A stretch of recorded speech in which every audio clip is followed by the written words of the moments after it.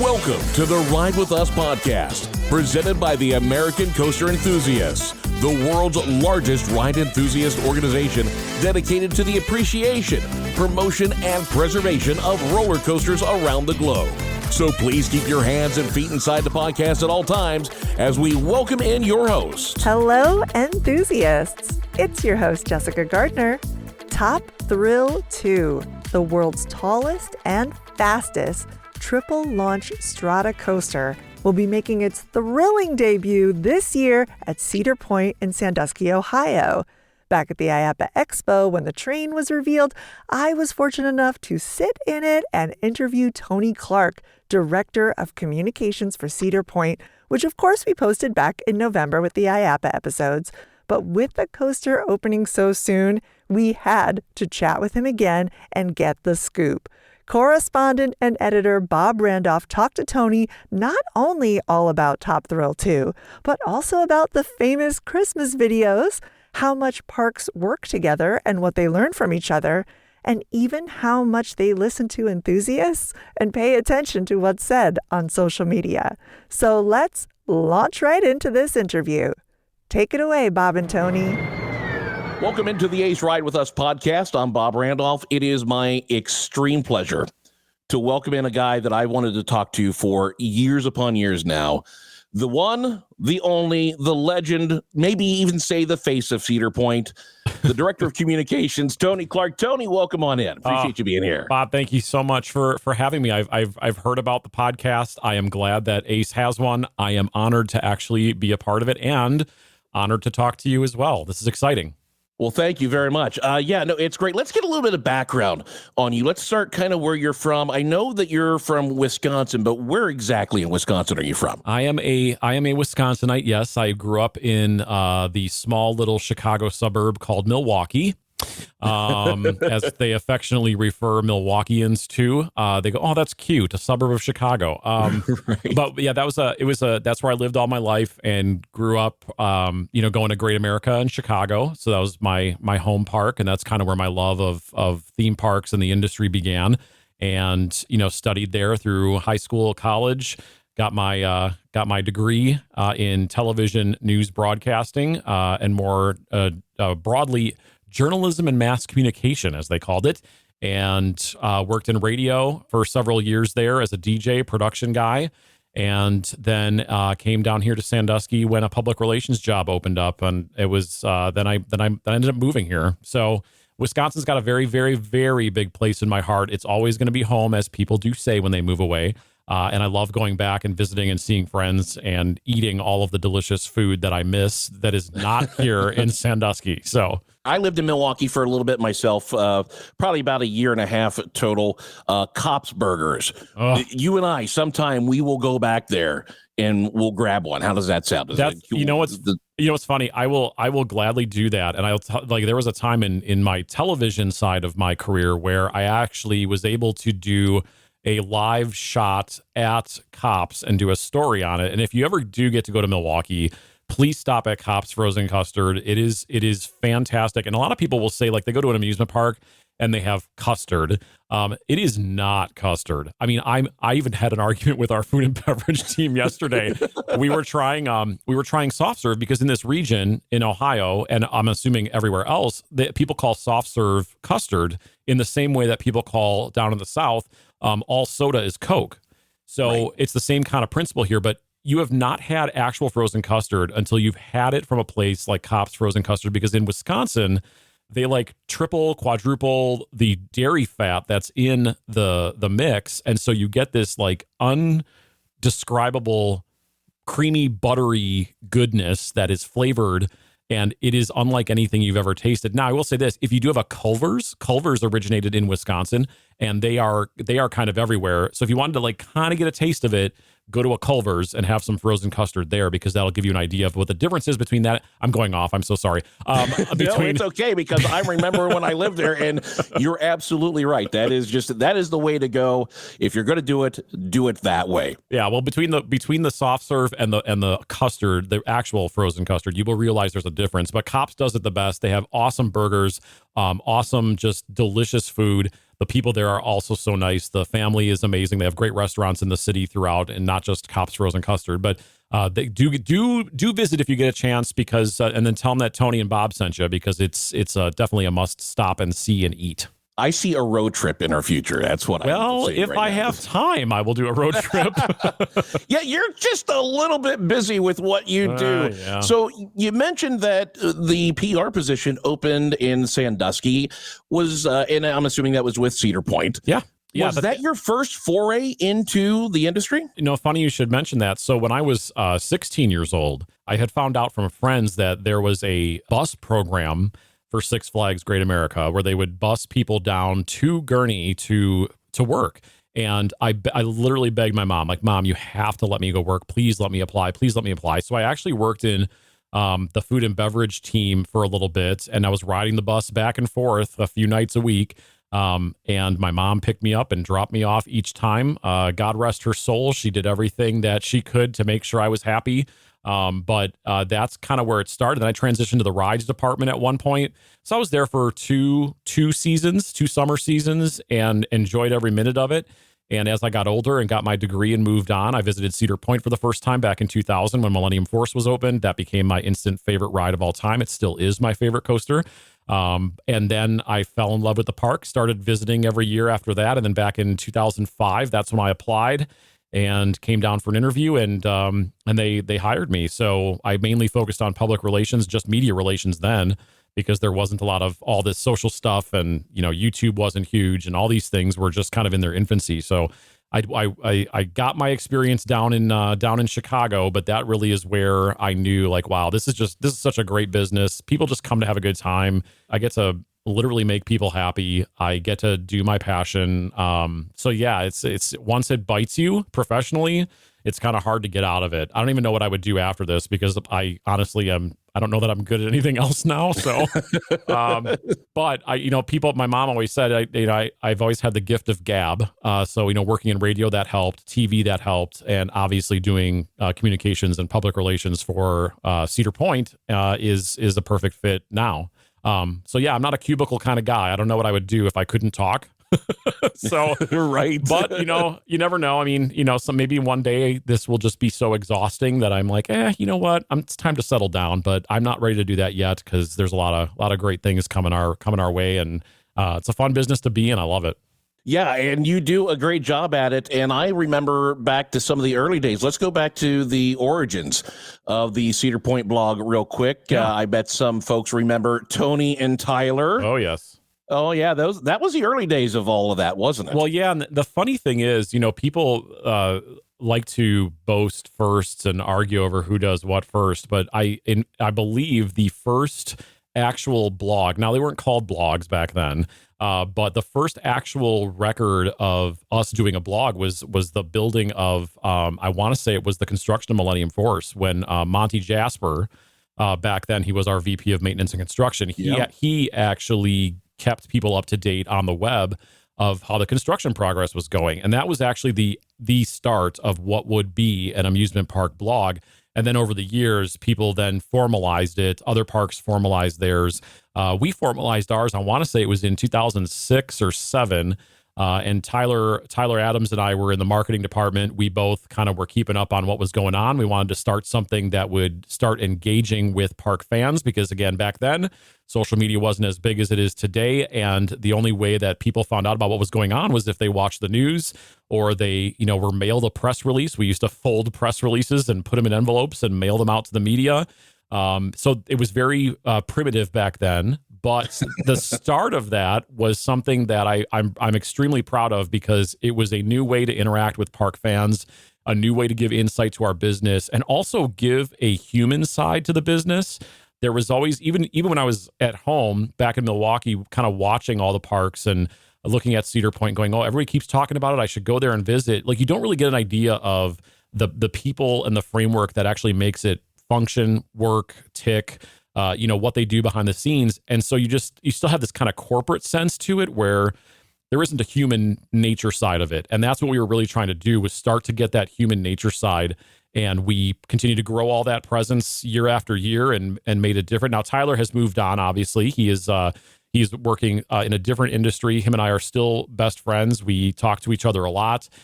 He's very successful. He still loves the industry. He loves the tourism business. But the storytelling part of that is still something that the two of us, firmly believe in and are still practicing to this day. And you guys have done a great job with it. You did a great job back then. You do a fantastic job now. I'm very impressed with what you've done over the years. Because again, as somebody who lives close to Cedar Point, again, I'm about 2.5 hours away. I've watched the park and I've watched you with that blog and I've watched everything that you've done. Your title has changed over the years. You're now officially the director of communications. Mm-hmm. And you've really kind of become the face of Cedar Point. Did you intend for that to happen, or did that just kind of happen by accident? Well, the truth is nobody else wants to do it. Okay. I joke with our team all the time. Anytime anybody sees a TV camera or they see me with a camera to take a picture, they run and scurry. It's not, the job is not for everybody. I'll say that up front. Today, it's easy to talk about it. Back then, as a public relations, I think my first title was public relations representative. And it still required that I would do interviews. So I would do radio interviews, I would do TV interviews, but I was actually I had a specific market that I was in charge of. We had 3 PR people at the time, believe it or not. So all 3 of us kind of focused on different regions, and I kind of had like the smaller ones when I started. So I had like smaller towns in Indiana, I had a lot of smaller cities in Michigan, some in Pennsylvania, some in Canada. But I still did interviews and still did TV interviews. So all 3 of us were really faces of Cedar Point. And of course, with the subject matter experts that we pulled in, you'd have Monty Jasper sometimes would do interviews. You'd have someone from our food and beverage team do interviews. So those people they'll do it when we call on them. Like our executive chef, RJ, now he's like the best spokesperson for the food and beverage team because he's just so excited about what he does that you get that sense of pride, and that's kind of what a spokesperson should be. And I think my love for the business, I hope it comes out in what I do, because it started when I was 16, and honestly before that, because I loved it before then. But it started when I was 16.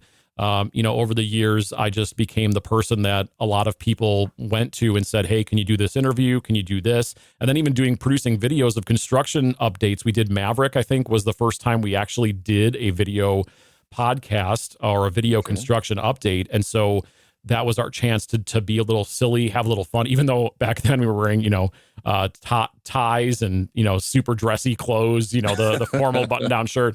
The culture's changed, obviously, but yeah, I enjoy doing it. A lot of people don't like doing it. They don't like giving speeches, and that's totally cool because you know what? I don't like to do math. I don't like to do Excel. So I tell our accounting team all the time. I say, you guys add stuff up, and I am firmly like standing in awe that you can do this, and you have my admiration. And they say the same thing. I never ever want to be on camera or never ever want to do an interview. So it's something that just kind of goes with the territory, especially with my background of being in radio and being really comfortable talking about whatever, really. But talking about our business and talking about our passion is really something that I love doing, and I'll talk about it with anyone who wants to do what we're doing now, have a conversation, or do it formally via a podcast or an interview or whatever. So let me ask you, Tony, and again, to kind of reiterate on your thing, with being on TV, there's a reason that I did radio for so many years.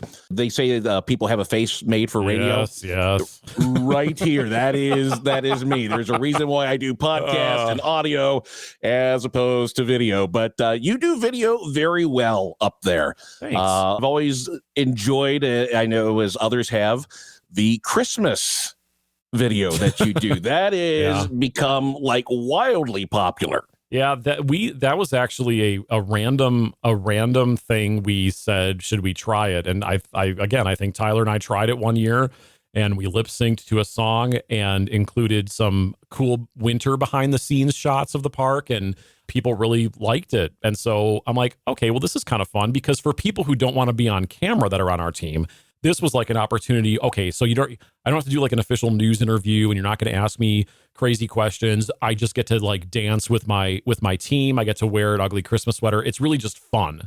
And it's a time to, let all your stresses go away. It's the holidays. People are generally in a good mood. So we just continued that tradition, and we're going to continue that tradition and still do those kinds of things, unless, of course, we get flagged by YouTube or any other social platforms for using copyrighted audio, which sometimes happens. But it is parody. We're not using it for marketing. It is parody. But it's all in good fun, and the team loves it, and it's a great way to celebrate the season, especially when we're closed. We don't have the Winterfest events or anything like that. So it's a nice way to connect with our guests around the holiday season and do something silly that, again, puts us in a different light. It's not like we're in the stress of the summer. This shows that our team really does have a good time any time of year. And it also shows that you have a team that's there during the off season, because that's, a lot of people think that, okay, park is closed and everybody goes home. And that is clearly not the case. What keeps you personally busy during the off season? My job is very interesting. I think a lot of, if you watch, social, you follow me on Twitter, and I'm not going to call it X. Follow me on Twitter and our social media and stuff. You would think that all I really do is just do video, photo, go out and have fun, give away free stuff on Twitter. But that's really not the case. I think my role is to kind of be a jack of all trades. I guess you'd call me the messaging specialist at the park. So it's not just the stuff that you see that's fun. It's the stuff that's not so fun. I write, like for our guest call centers, for example, if there's a ticket deal that's coming out and there are stipulations around the ticket deal, like it expires on a certain day, or people have specific questions, can I extend the validity? Like, I kind of help them craft those guest-facing messages so that everybody kind of has the same information. I assist our general manager pretty much as like the press secretary. Carrie Boldman, she's the first female general manager at Cedar Point in its history. She's a wonderful leader. Her and I work very closely together all the time because, we're both exposed to information that is not public. So we have to kind of discuss strategy, a lot of meetings. There's a lot of meetings that we go to, and, helping support all the other teams, I think is the biggest thing that I'm currently doing. It's HR needs help. They say to me, how are we going to get the message out that we're hiring? How do we get people to work and to apply at the park? So I help them develop some content for that. The food and beverage team always has new food coming out, so they want to figure out ways to talk about it. You have merchandise that wants to showcase new items. So plus, not to mention construction projects. You have the hotels, all those things that everybody wants their story told. It's kind of like what I have to help them do. But then there's also the random things that happen. Guests, message, the park, and maybe the guest services team doesn't really know how to answer it. They talk to me. I host a few things at the park for different departments when there's guests and associates involved. And there's, the not so fun stuff too, when we have, bad news that's out there. I'm the one that's the lead. Sure. The lead writer and the lead messaging person on some of those. And it works just like a reporter. You gather the facts for all of these, you write down what exactly is happening, and then you figure out how to take that information and compose it into a digestible piece of content that, average people would understand and know. Because our industry does get a lot of jargon and, proximity switches and upstop wheels and, right. Those cost of goods and things like that people just don't use in their everyday language. So, right, yeah. So they ask. We enthusiasts know it, but I not know. everybody else does. I'm speaking to the wrong audience. But if you are outside of the ACE audience, you know that they don't really get a lot of those ins and outs of our business. So I have to kind of figure out how do we communicate that in a way that's easy to understand. So it's more than just the fun stuff. It's definitely a lot of time spent behind my desk and doing a lot of things, planning. And there's still fun in there too. Don't worry. It's not all just like, pushing papers. It's definitely a lot of fun work too, including planning for future attractions, future rides, future events, that we work together as a team to do. It's fun. Well, it certainly sounds like it can be fun. It certainly sounds like it can be tough at times as well. So let's go into the tough part of this. I have to ask the question. I don't know how much you can tell me, and if you don't have information, that's fine, but I'd be remiss if I did not ask about Cedar Fair as a whole. And right now, the Cedar Fair Six Flags merger is one of the things that a lot of people are talking about. Do you have any information that you can pass along? It's a great question, Bob. I know everybody, this is a question I get a lot, and so totally okay to ask it. The merger is a thing that is being managed through our corporate office at Cedar Fair, and obviously with some of the rules that are behind a merger as companies are looking to work together, they can't really disclose a lot of things to a lot of the teams. So in truth, I'm actually finding out a lot of this information as you are finding out about it. But I will say that, the publicly stated things so far, and those are the things that are very low hanging fruit that I think a lot of people were immediately going, what does this mean? That's like changing of names and branding and things like that. And Cedar Point will still be Cedar Point because, that we recognize the different kinds of ways that people know brands, and on their half of the house, people know them as Six Flags. On our half of the part of the business, they don't know Cedar Fair as much as they know Cedar Point, Kings Island, Kings Dominion, those kinds of things. So that was the easy one to kind of get out there right away. But what's going on right now? They've just we just had an earnings call. I believe they said it was due to close, in the first half of the year. And, as soon as we know more, we will share that. And I'm sure our corporate team will provide some guidance on that. But yeah, it's just sit back and watch. And, we're waiting for information just like you are. All right. And that kind of brings me to another question. How much do you work with the corporate office? Because we know that Cedar Fair is the umbrella company, and we see similar things, at least I do, when I go to Kings Island or I go to Cedar Point or maybe over to Dorney. We see a lot of the same imaging as far as logos go, or like Winter Chill Out, which you just have, and we'll touch base on that here in a few minutes. Yeah. But they're doing it over at Dorney, if I'm not mistaken. How much do you communicate with the other parks, and how much input do other parks have on what one another does? I'm glad you asked that, because literally yesterday we had a team call with all of our communications leaders across Cedar Fair. And when we do those calls, now every year we also meet together in person, which is great. We take that time to kind of download what happened in the past year, what worked well for our teams, what did not work well. And we do a lot of sharing of ideas. And one thing, this is another one of those distinctions between our ACE friends and those who are close to the business and those who are not. So you will have recognized some of those things, like if an event. So like we had Brew and Barbecue many, many years ago. And then, some of the other parks were going to have a similar event. Maybe it had a different name, but the logo looked really cool. So they're like, okay, well, let's do a variation of that. Because the truth is, a guest who's going to Cedar Point, let's say from Toledo, perhaps isn't going to Dorney Park. So they're not gonna see that or even make the correlation between the two. And if it's a good idea, there is literally nothing wrong with sharing it. So that's kind of how those things happen. We have these meetings of whether virtual or in person. We talk through. And you mentioned Winter Chill Out, and we'll get to that in just a little bit. But that was another one where all the other parks comms people notice, like, hey, what is that event? And I know you're tie that into charity. How does that work? What are the mechanics of that? How do you guys talk about it? How much money do you raise, et cetera, et cetera? And so once we shared that, a lot of them were like, you know what, this is something that we definitely could do. Because I know my colleague at Valley Fair, Melissa, she does a spring. It was kind of like a spring tour, but it was more formal this year because her and I were able to exchange some ideas of how to do that while the park is closed. I know Ryan and his team out at Dorney did their Winter Chill Out. So yeah, that's how those things happen. It's usually because it's a good idea to start with, and then all of us steal from each other and use it. But at the average guest who, is just casually visiting or is a regular Cedar Point visitor and never goes to Dorney or Valley Fair or any other park, they're not going to see those things either. So along those lines, you say that, the public relations folks, the communications folks all get together. Do policies come from the top down, like, say, the clear bag policy for Halloween or any Halloween restrictions? Do those come from the top of the organization, or are those parks specific? That's a great question. I think a lot of that, well, I don't think, I know. A lot of those policies do come from our corporate safety team, and the corporate safety team does their own calls with each other on their safety teams across the parks. And then they kind of discuss the same things that your comms folks would be doing. So they would be talking about what are the guest issues that we have in the park? What are some of the security challenges we may face in the year?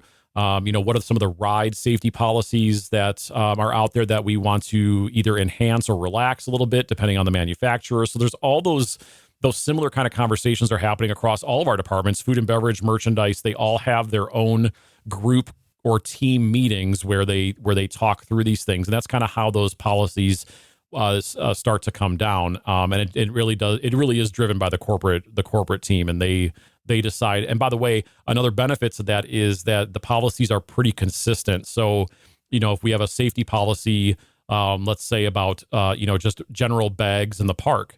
That policy it's written once with all the details and is given to everybody. So everybody has the exact same safety policy. So you don't have one park doing something completely different.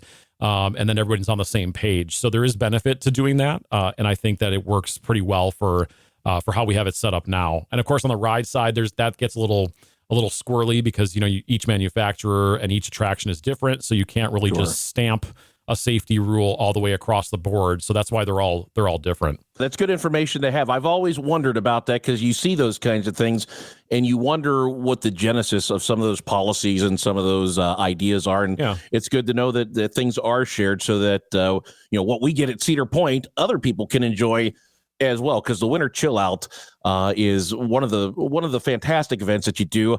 I'm sorry to say that I've missed the last 2 years because of the lottery. Sorry. Yeah, sure you are. Here it comes. Here it comes. You're absolutely right. Again, I got to go a couple of years ago. I really enjoyed it. It's really a neat behind the scenes tour that you get to take. It's not often that you get to go into some of those restricted areas and actually put your hand on the track. And I love when I get to do that. I get to put my hand on the track and say that I've actually had my hand at that point right there at that, and the people who are with me are like, yeah, we don't care. But to me, it's really cool. Now you had to, because it got so popular, you had to go to a lottery system. Oh, yes. Give me a little bit of background on that and how that works, because we all grumble about it, and I'm going to ask you about what you see on social media and how much you pay attention to that. Yeah. But give me a little clarity around the process of the lottery, if you can, please. Well, I am so glad you asked that. I don't actually get a lot of chances to explain, how we do these types of things, and I can't do it. I certainly can't do it on Twitter because I think a lot of there's the whole keyboard warrior thing, and I don't want to go back and forth. I'd rather kind of just state it simply, and then people can draw their own conclusions. But we have as the event has grown in popularity, we continue to have a finite amount of tickets that we can actually do, and that is because the capacity of the team at the park. And the good thing about this, and I'm pretty proud of us for doing these things over the years, we've tried many different ways to do the event. We've tried lottery, not lottery. We've tried escorted, not escorted. And the truth is, I am also a believer in transparency. As much as I can tell you about something, I will. And Winter Chill Out is something that I'm very passionate about because I do know how much people want to go. And I also know how many people are disappointed that they can't go. But the truth is, it's kind of like, think of it as like a Taylor Swift ticket on sale date. Okay. So our old ticket system, still our current ticket system, when you put a high demand ticket on sale at the exact time and you tell the whole world that it's going to be on sale at that time, and there's only X amount of tickets available. And believe me, there are many less tickets for Winter Chill Out than there are for a Taylor Swift concert. You're going to have a little bit of chaos. And so, the first time one of the most recent ones we did, it pretty much crashed our system. Some people were in the middle of a transaction and somebody had snatched their tickets before they were able to complete their transaction. It was not good. It was not a good experience. And we fully recognize that. And the next year we tried something a little bit different because we worked that out with our ticketing partner, and it still resulted in a lot of people not being able to purchase their tickets. So then the next year we said, let's try something completely different that doesn't rely on our ticketing system. And that was the lottery, where we asked people to fill out the form to be entered into the lottery. And then we would randomly pick people to get a link to purchase tickets so that there wouldn't be a crash of our system. And I will tell you that there is no specific selection.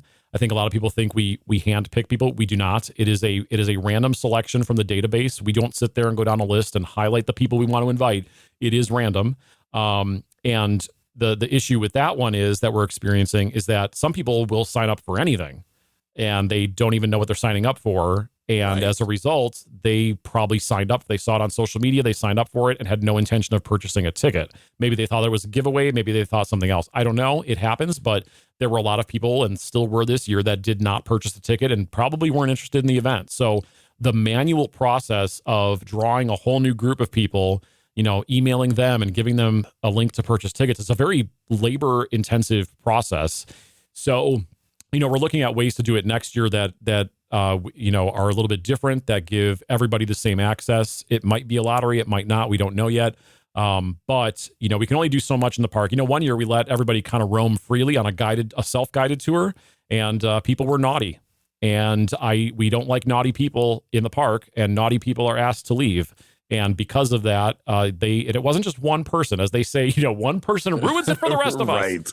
It was multiple people who went in places they weren't supposed to go. They took pictures of things they weren't supposed to take pictures of. So our team was not comfortable with that, especially after inviting everyone into our home when it's closed. And, we give you the rules when you get to the event, and they didn't follow the rules. So the guided tour is the way to go. And, this year was a little hairy. Apparently everybody had to use the restroom at the same time. So we had a little I saw that. had a little restroom shortage, and we fully acknowledge that, and we will fully resolve that next year. We can't just open bathrooms because they are winterized. We're in Northern Ohio and pipes freeze, but we will definitely make improvements for next year, because I am a big believer in, I would like to try something.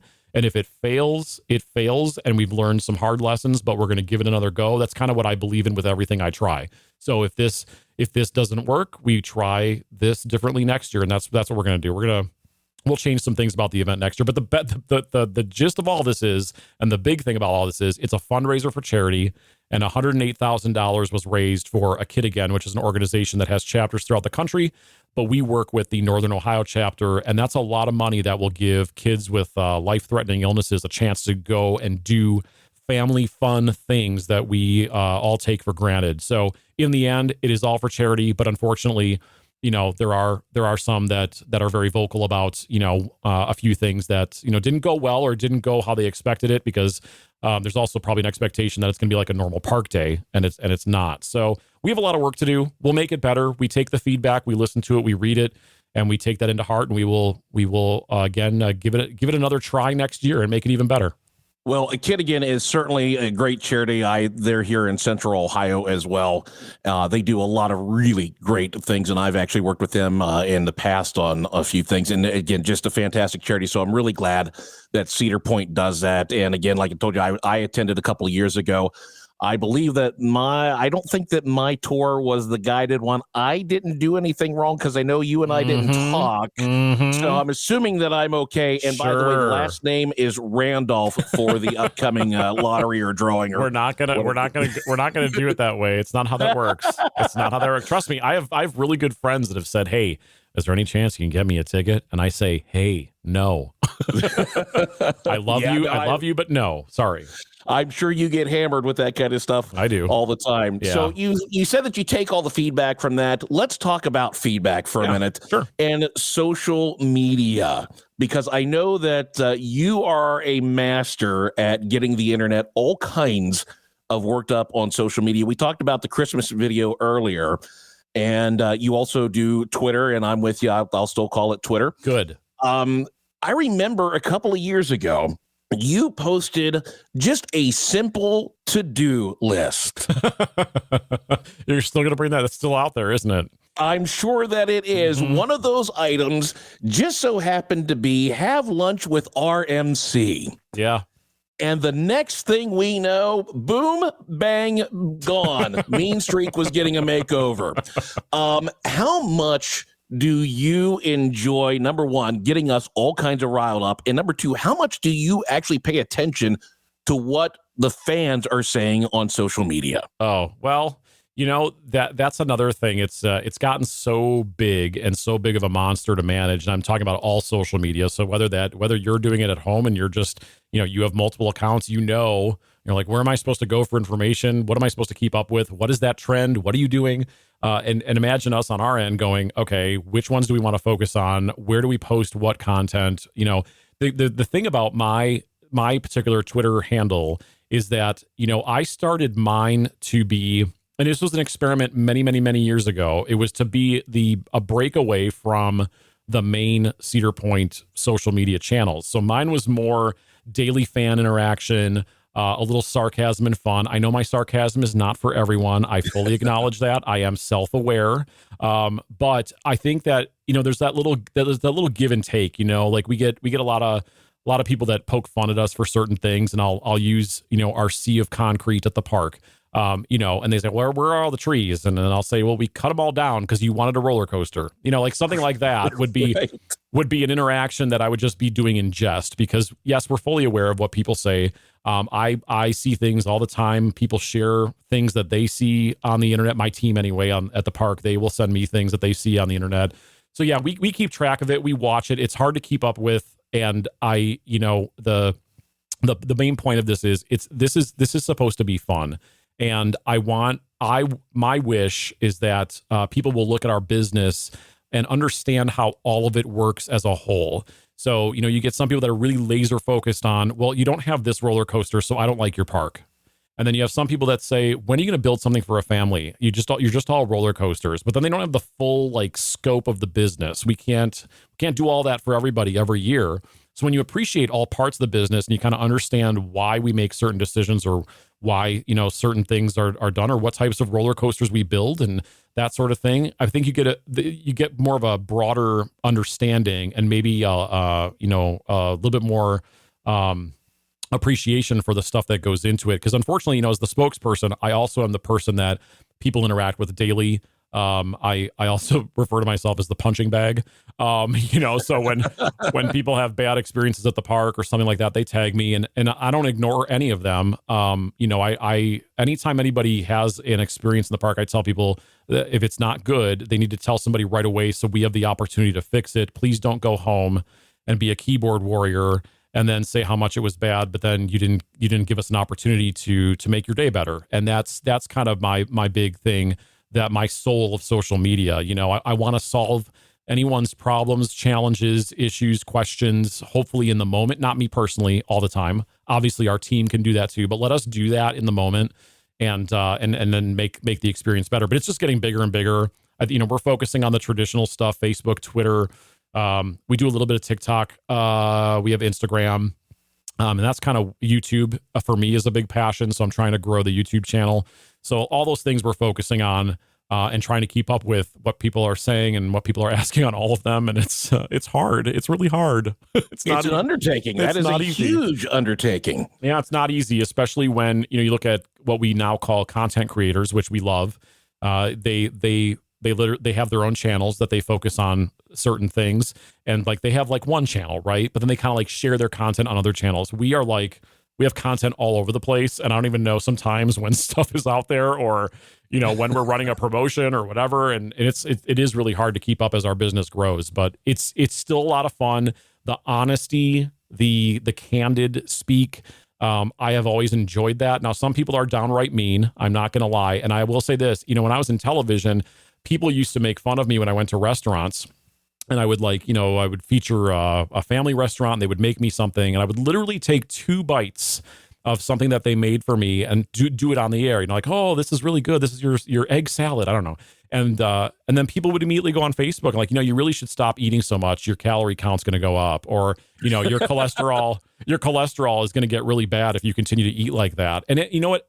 You learn to get a thick skin, but after a while, you're kind of okay, I don't understand where that's coming from. And so it's kind of the same way. It's our fans are very passionate, just I would say your Disney fans are passionate, or even Squishmallow fans are passionate. Oh, yes. So when you have someone who's laser focused on one thing, they're definitely going to have an opinion. And I just my hope for the world is that, these things become more respectful and more understanding, and everyone has a right to not have a good time. I go and live my life, and I have not so great experiences at places, but the last thing I do is get on their Facebook page and say, I was just in there and it was terrible, without speaking to someone, So it's just I wish that kind of was more the culture around social media, but it just makes it easy for people to say things, that are not so nice, and not really have, that instant interaction with another person, and not have that dialogue. But I enjoy it. It is a challenge. It's fun. And I still will have my silly, sassy attitude. I do love the park at heart, and I love the business. And that's really where that passion comes from. Well, I see the next big thing on the Cedar Point website, mean tweets with Tony. No, well, what's really funny? So can I tell you an inside baseball thing? Sure. I don't, at the risk of probably getting in trouble. We have a Monday Monday leadership team meeting where all the leaders of every division, meets with Carrie, our general manager. And, she said to me, because, food and beverage team, for example, like Bob Marks is our VP of food and beverage. He said, look what someone sent me today. And it'd be like a comment about something very specific, like this super shake was, ridiculous. And I can't believe that anybody would actually eat it or something like that. And I'm like, oh yeah, welcome to my life, like every 5 minutes, right?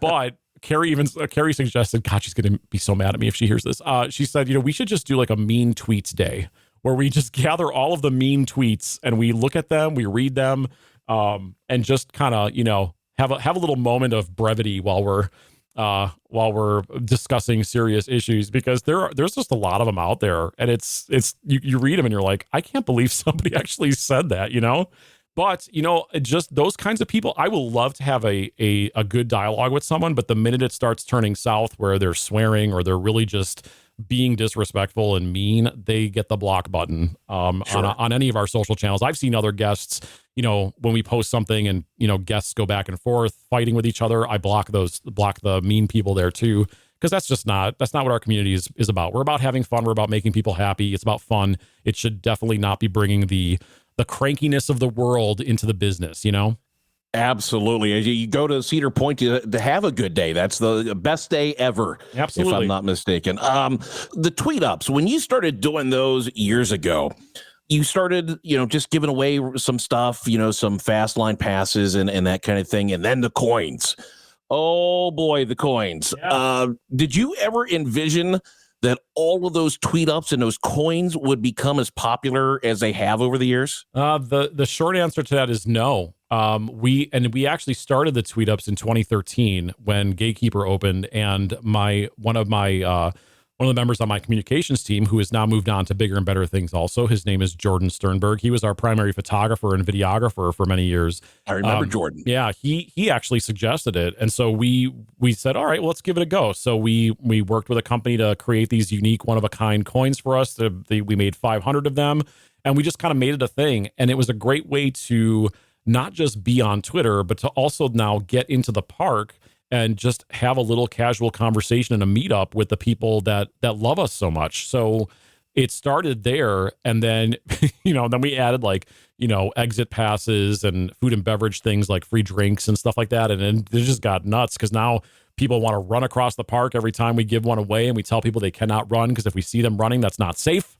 And we will not give them a prize. But hashtag no running. Hashtag no running, please. But it's become a popular way to interact with guests. And even after the tweet up is over and we've given away the prizes, it's still great to have a conversation with people, whether they're having a great day, whether they're having an okay day, or whether they're not having a great day. It's a great time to just chat about the business, about what the park is like that day. And so for me, it's become a really good sense of joy because I get to go out into the park and not sit at my desk. And we have our interns and some of our seasonal staff go out there and do it too. But that was really the impetus of that, was just to get out and do that, to give people interaction with the team, and for us to actually go out and see people and see what they're thinking in real time. Yeah, and I love the tweet up coins. I've probably got 5 of them over the last. I know I have the Gatekeeper one for sure, and I was so excited to get that. I know there's been a couple of times I've actually hung around in the park, probably later than what I really wanted to, just waiting for you to give your location. I know. So that I didn't have to run. Well, and that's the thing. That first, I apologize. Secondly, we can't do them every day, obviously, because we do have a workload on our other side of the house where we do our regular jobs. But that's why they're so random, because when we see our schedule kind of opens up and we have time to go out and do it, I think it also prevents another winter chill out ticket purchase situation where everyone is waiting at Matterhorn at 5 p.m. Sure. Where there's a long line. It just makes things kind of crazy. So that's why we do them at random. This year's coin, actually, I didn't share it yet, but it's currently in production. The design is different. It's still a coin, obviously. It's still numbered. We only do 500 of them, but the design and the finish are different, and I think people are really gonna like it. I decided to do it different just because of Top Thrill 2, so that should be fun to see. We'll reveal that as soon as I have one in my hand, but I'm excited to get that delivered. That's for sure. Ooh, kind of exclusive information. I love it. Yes. And perhaps if you're nice, I'll save one for you. Oh, you would be the man. So I tell you what, I will go and get you a Cop's burger if you save one. You know what though? I'm good, because by the time you got that Cop's burger here, it would definitely not be as good as the Cop's burger there. So and I can't really guarantee that it would make it back either. Yeah, so, that too. It's a long way to travel for freshness, so I'll pass. I'll just save one for you. How's that? That would be fantastic. I appreciate that. Good. So let's talk about Top Thrill 2, because that is the big ride this year. Oh yeah. Let's go into some details on Top Thrill 2. Number one, why the name? Why? I know, and I don't want to get into all the specifics of the hows and whys and whatnots and all that stuff. Why Top Thrill 2, and how did that process come up with that name? That's a great question too. The naming of any attraction is like a WWE wrestling match. You have a giant spectacle. You have a lot of participants and a lot of things going on. And we probably could sell out an arena if people could watch what the naming process looks like. I'd buy a ticket. I'm right there. See all of us duke it out in the arena. No, it's an interesting process. It is a combination of many things. You have, your marketing teams at the parks, specifically here at Cedar Point, you have our marketing team. You have the operations team that has some input. You have the general manager that has input. You have our design team in Charlotte that has input. Who, by the way, are primarily, they do the storytelling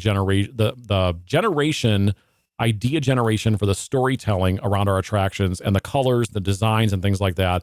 So you have a lot of parties that are intimately interested, involved in what the outcome is of a ride name or a restaurant name or whatever.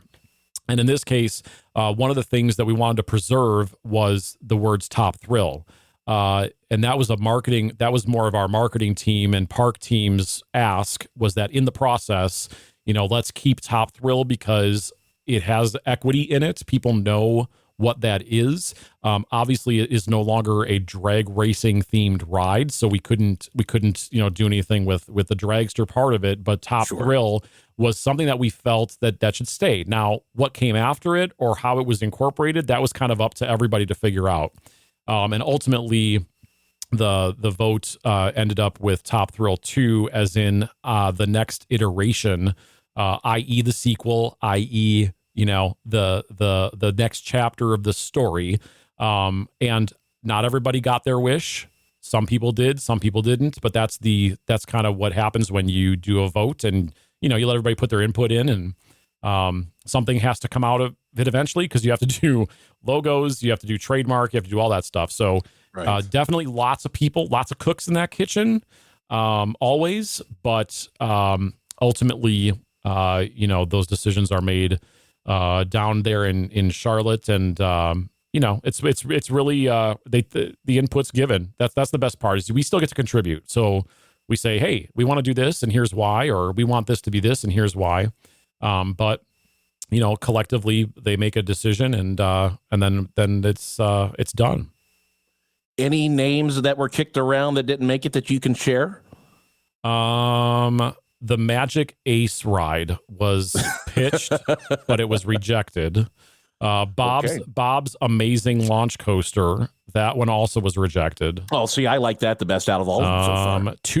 Two big towers in the sky was also rejected. We do save these, by the way, so I cannot tell you the rejected names. So okay. whenever we do have a name or a ride, we do keep a collection of these names and these ideas, and should they make sense for a future attraction, we've already kind of done that homework. Steel Vengeance was not just made out of nowhere. That was actually a piece of that name was a suggested name for another attraction. Really? Mm-hmm. So we combined that with Steel, because Steel is obviously what it was now, so it became Steel Vengeance. The keychains that folks got at Coaster Mania. Yep. Those CP Racing keychains. Yep. Have you announced what those are going to be for yet? Nope. Are you going to announce what they're going to be for? Nope. No, we will. I know everyone's so I thought there's another one of these Tony ideas that if it goes very well, it's going to be great. If it doesn't go well, I'm going to crash and burn.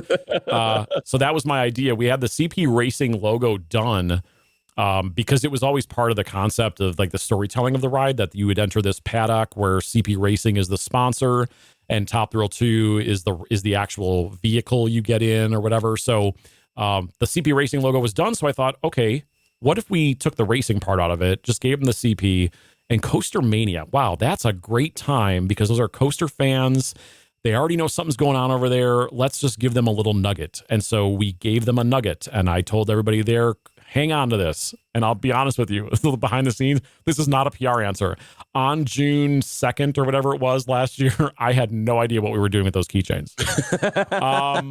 But the gist of it was that keychain would give you access to something that had to do with the ride. And as of today, we do have a plan for those. It will still give you access to the ride, but we have to share that when we are ready to share everything else that we're doing leading up to the opening of Top Thrill 2. So it's not yet appropriate to share that today, but in the next few weeks, we should be able to release all that and then let people finally in on the keychain secret. You'll see people randomly tweet me, keychains? Right. And under any other circumstances, somebody might look at that and go, what are they talking about? And we know what it means. Here's me. I know exactly what you're talking about. But yeah, we will definitely share that in the next few weeks, including, other ways to ride Top Thrill 2 for pass holders. We have the pass holder preview coming up as well. So that all will come in a few weeks, and you'll be able to use that keychain for sure. I promise you. All right. Fantastic. So, again, without getting into some of the specifics, because I know we don't want to go down that path, the queue line, are there going to be any changes to the queue line? Yeah, the queue, and by the way, I've also been yelled at for calling it a queue line. So I just call it queue now because it is just a queue. True. Very true. So another one of those little nuances, right? People who are close to the business, they're like, no, it's just a queue. That's like saying QQ or line. Anyway, yes, the line is going to be relatively in the same place. If you looked in the animation, you did see there's some minor changes to it. It's the queue is now covered for the most part.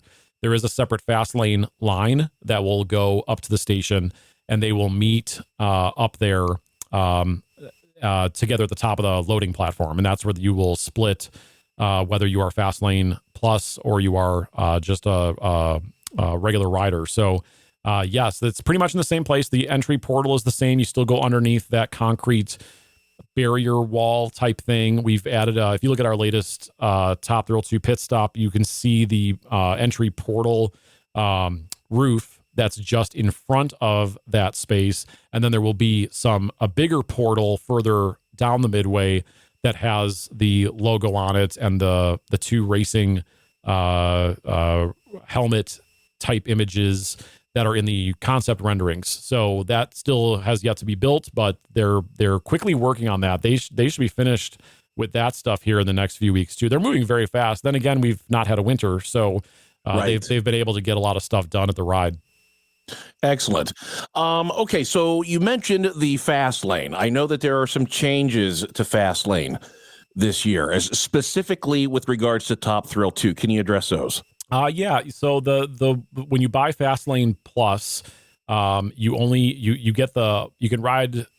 use the Fast Lane access for any of the other rides as many times as you want. For Top Thrill 2, it's one-time access. And there's a few reasons for that. Just like when Steel Vengeance debuted, we knew we had a super popular attraction on our hands. The demand is high.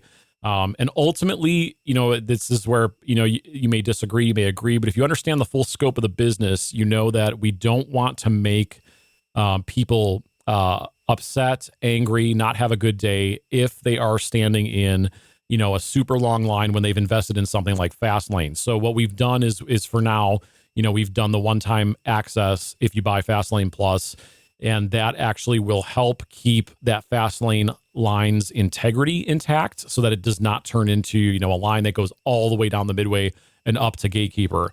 That's one of the reasons why we did that. I think that the demand thing here is really the concern. We know a lot of people are going to want to ride the ride. We know that the regular line will be pretty full most of the time. And with Fast Lane, you're going to buy that access. But the ultimate way really to do it is to do the escorted front of the line VIP tour that we have. And that is completely different. That'll get you the unlimited front row or front of the line access on all of the rides, because it's just like it's a guided VIP tour. But for Sure. Fastlane Plus, that's kind of why we landed where we did. All right, excellent, because I know there's been a lot of questions going on about that. So tell me what else is coming up for the Point this year. Well, there's the roller coaster, and then we do have a few new food items that are going to be tied to Top Thrill 2, and I'm so excited that next Thursday, they've told me I get to try them. So we will probably put out some video content about that and what's on the menu. Chef RJ and his team have crafted some what I've been told are some visually appealing and interesting dishes that tie into Top Thrill 2. So I'm excited about that. So those will be neat.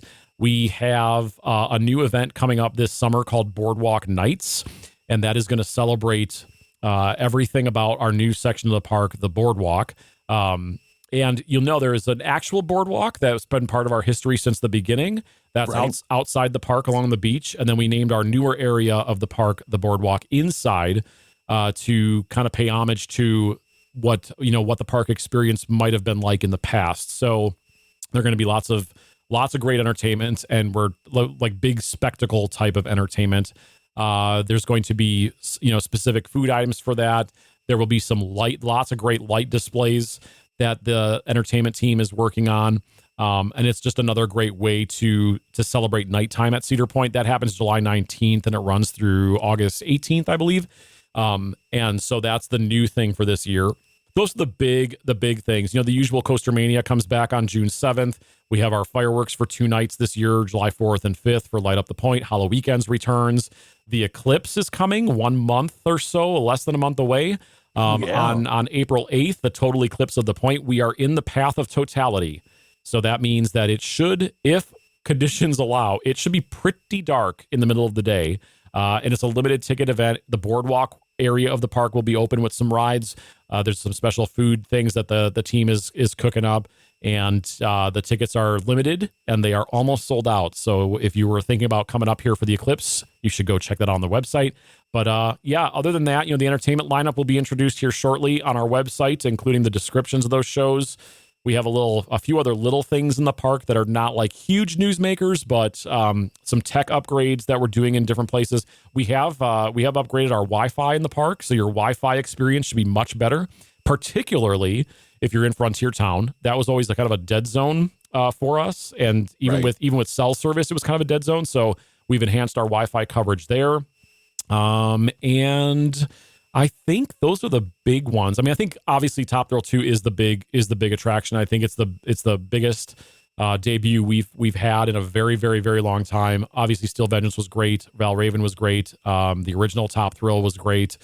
This one though is going to be pretty high caliber. So we're anxious to get it open. We're anxious to start the whole summer season, get people on the ride, share people with the progress as we get closer to opening day. But yeah, those are the biggies. Something else that I saw, Tony, recently is that Snake River Expedition is closing. Yeah, it is. So anything that you can share what might be going into that area at some point in the future? Well, yeah, I'll talk about that for a little bit here for you, because I know a lot of people have questions. When we decide to close attractions or make changes, it isn't just because we randomly decide, hey, let's just close that. That's not how that works. We the quote we've used over many, many years is people vote with their feet.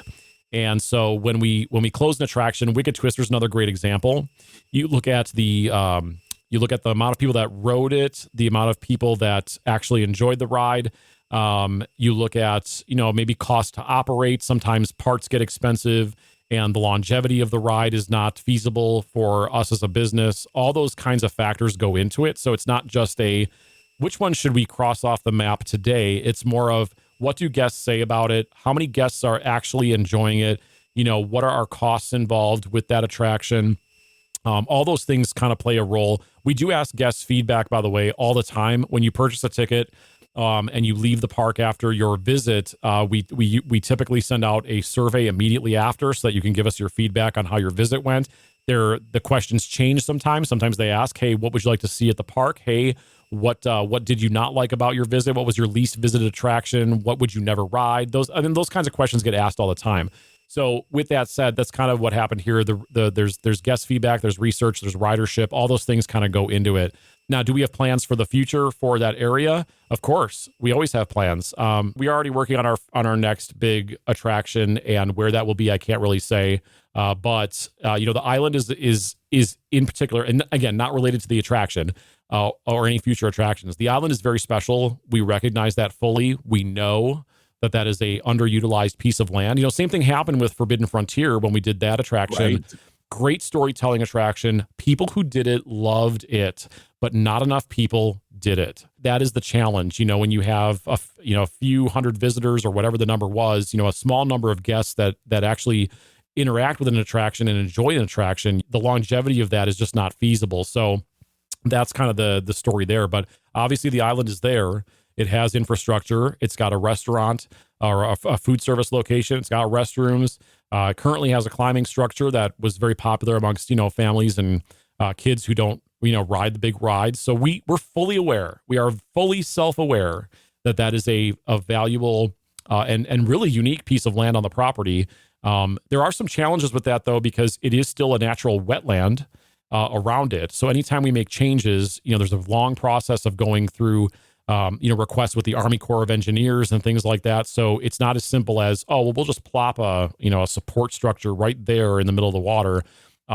It's a little bit more complicated just because of our natural state of being a peninsula on Lake Erie that's been here for a very long time. So, but yeah, there's exciting stuff coming in the future. I always say that as a PR guy. I know it's like cliche, but I'll tell you, we are literally talking about that next big attraction now. And it's we're going to have good stuff coming up still. Top Thrill. Now, will we see, an 800-foot tall roller coaster? I don't think any park's going to build that. As much as people say, please build 500, 600, 700 feet. Steel's very expensive.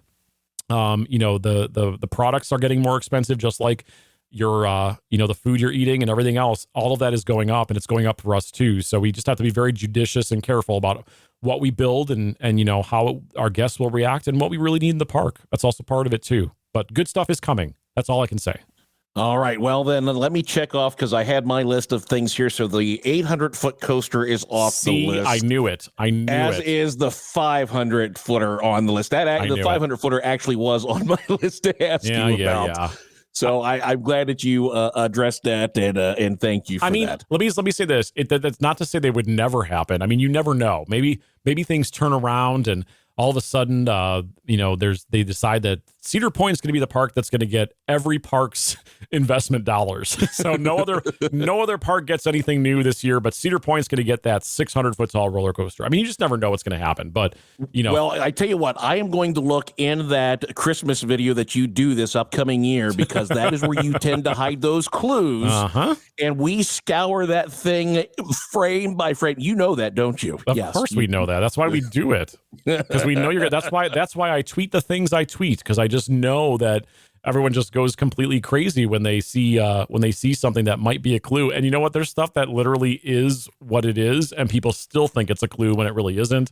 So it's just fun because people, they think in their minds what they want to believe, and it's fun to watch. That's for sure. It's fun. Oh, I'm sure you have a boatload of fun watching that, because you know what's going on. The rest of us don't. We all speculate about it, and we go nuts during the off season. Yeah. Tony Clark, the director of communications at Cedar Point. Tony, this has been a lot of fun for me, because I got to ask a lot of questions that I've wanted to ask over the years. Thank you for your time, and I really appreciate it. It's been my pleasure. I think it's always fun to talk about the business and the behind the scenes and the ins and outs of how things are done. And, like I said, I'm always about answering those questions and being as transparent as I can and getting people excited about what we do. Maybe you're listening to this and you're thinking, that sounds like a lot of fun. I would love to get into the business. I mean, those are the kinds of conversations I love to have, because I like to keep it real and kind of tell people what it is and if it's right for them. And this is fun. We love, and I would be remiss if I didn't say we love Ace. We've had a great relationship with them for many, many, many, many, many years. We love when Ace visits the park and has events, and we continue to want to have those relationships. And, maybe we'll have Tony and Bob's Cops Burger Top Thrill 2 ERT Ace party someday this summer. I don't know. Ooh, I like the sounds of that. I don't know. Well, we'll see. Hey, if I have to make a trip to Wisconsin, I'll do it. I'll take one for the team. Well, you got to figure out how to get those burgers here without getting nasty by the time they get to Sandusky. That's all. Now you're getting into the details. Details. The details matter, people. The details matter. We don't want people getting sick. We want a nice, fresh Cop's burger. That's what we want. Absolutely, because everybody should enjoy that at least once in their life. Tony Clark, again, thank you for joining me. I really appreciate your time. My pleasure, everyone. Come say hi and see us this summer. Can't wait to see you. Thank you so much to Bob Randolph and to Tony Clark for taking the time out of your day to talk to us enthusiasts. We cannot wait for Top Thrill 2. And we don't want you to miss out on any news about Cedar Point or any other park. So make sure you're checking our website, ridewithace.com, and also follow Ace everywhere you consume your social media to keep on top of the news day to day. We're on Facebook, X, Threads, Pinterest, LinkedIn. Make sure you're connected to Ace's pages on YouTube, Instagram, and TikTok, and Discord. And if you haven't already, please subscribe to our podcast and give us 5 stars if you can. Rate and review. And if you have any questions, comments, or podcast episode pitches for us, please reach out to podcast@aceonline.org. Thanks for listening. Hope you get to ride a coaster today. Ride With Us is produced by the American Coaster Enthusiasts, a registered 501c3 organization. Visit ridewithace.com for additional information, and we will see you at the parks.